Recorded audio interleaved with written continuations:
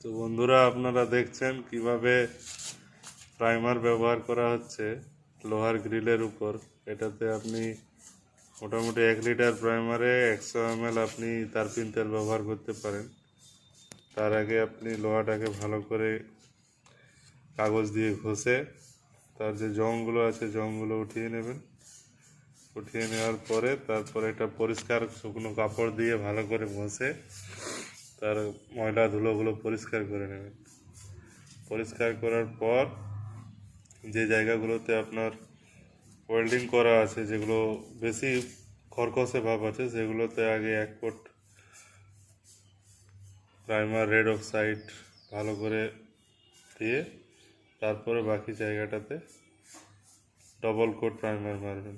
এতে আপনি প্রাইমারটা ভালো কোয়ালিটির রেড অক্সাইডটা নেবেন, যে কোনো ডিউলাক্স, এশিয়ান পেন্ট বা নেরোলেক, বাজারে যেগুলো ভালো নামি কোম্পানি, সেগুলো ব্যবহার করতে পারেন। তাতে আপনার প্রাইমারটা অনেকদিন লাস্টিং হবে আর লোহাটাও ভালো থাকবে।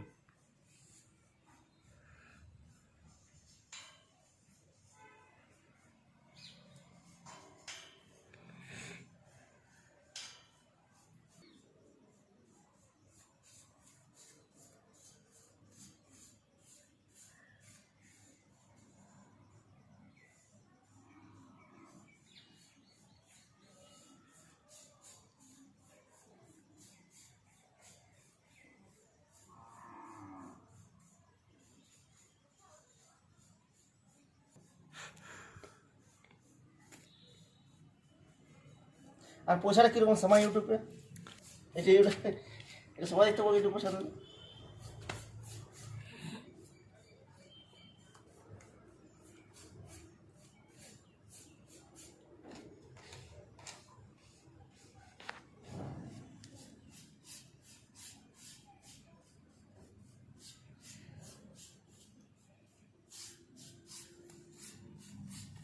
এই জয়েন্টগুলোতে একটু বেশি করে দিতে হবে, ডবল মারতে। আরেকবার তো মারবো।